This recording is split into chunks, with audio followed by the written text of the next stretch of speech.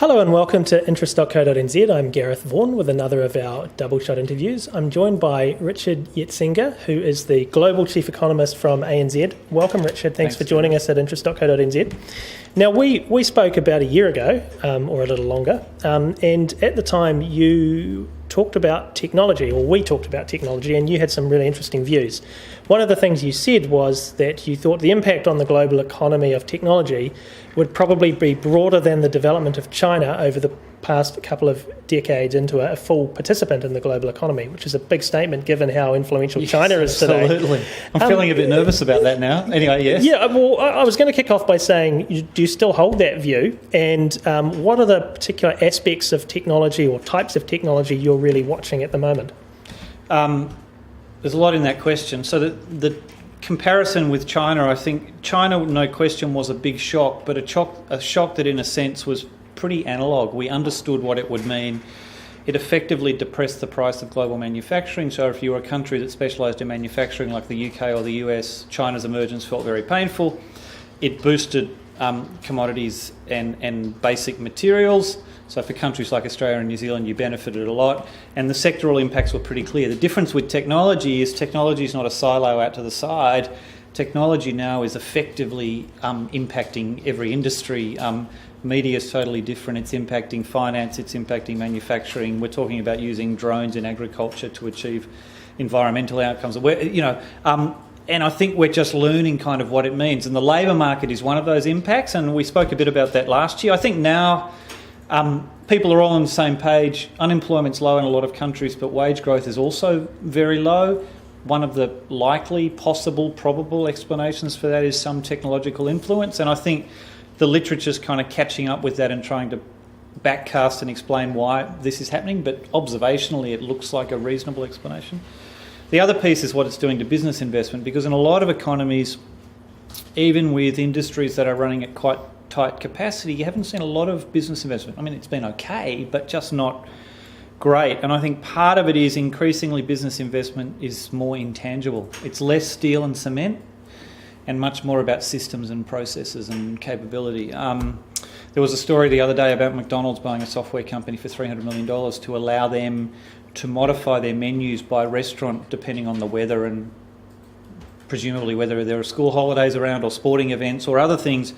Again, no new steel and cement investment, but working on systems and processes to allow them to use their existing investment much more efficiently. I just came back from China the other week, and you can really see this story there. And even China-linked parts of the global economy, Perth, for instance, not many people buying new Tonka trucks, new yellow goods, but a lot of work around how do I get more joysticks into my yellow goods. So instead of having to fly in and fly out workers, I can run this equipment 24/7, 365, use my existing investment much more efficiently.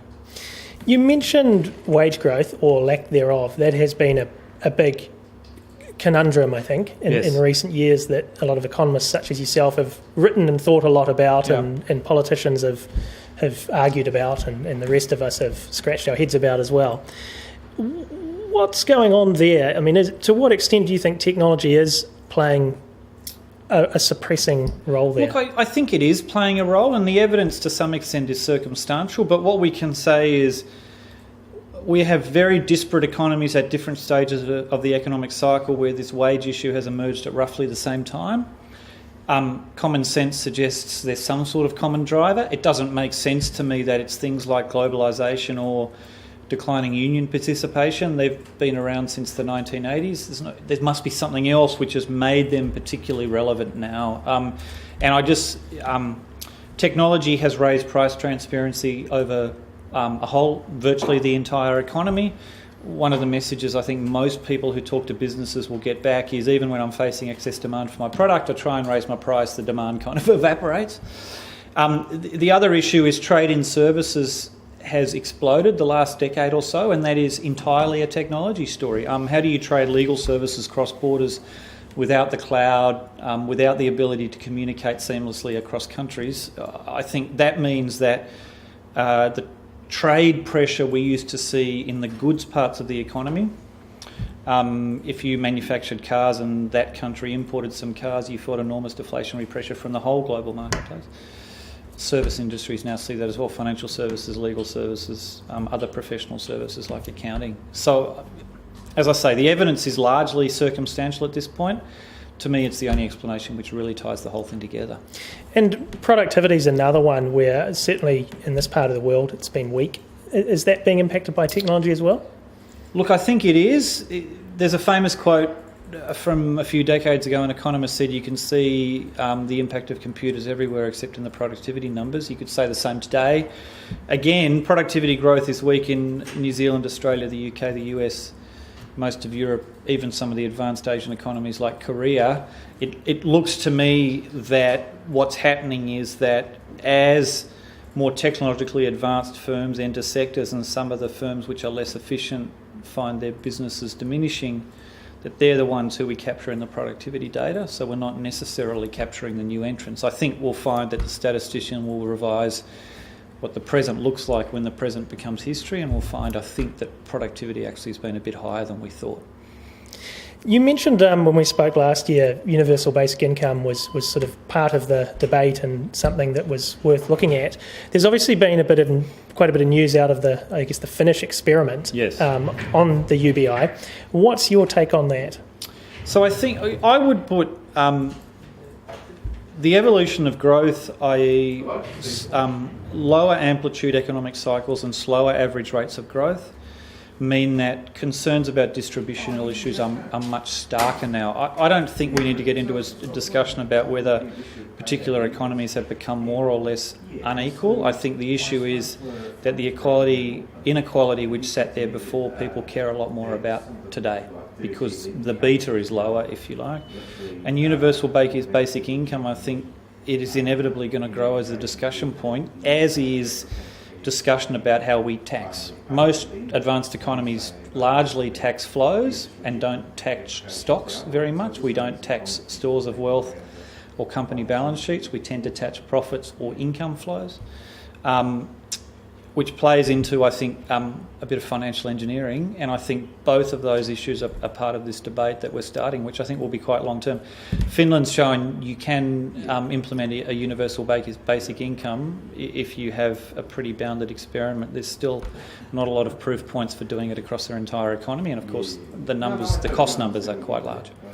Now, change is sort of something that's always been happening. To what extent do you think it's happening quicker at the moment, and especially around technology, than perhaps it has in the past? Look, hard to find data I can point to which says that. I do feel like, at least if it's not happening more quickly, the change that is happening is challenging us in more ways. And if I think about the technology story and the fact that technology is invading every sector of the economy, we're being faced with this broad basis of change very quickly. In fact, there was an interesting study done in Australia. Alpha Beta looked at the impact of technology on the labour market, and they looked at it from two perspectives. One was the impact of technology on jobs, and the other one was the impact of technology on the tasks within jobs. And what they found was the more you adopted technology within the tasks within your job, the less likely you were for your job to disappear. Right?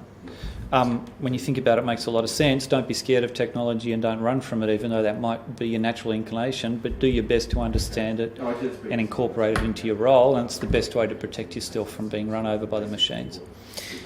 In terms of this technological transformation that's going on, what should we be teaching children at schools these days? Look, I think what technology is doing, and the best quote I've heard about technology is taking the robot out of the human. It's taking, in professional services, it's taking the data entry, the extended reading of substantial documents, summarising information.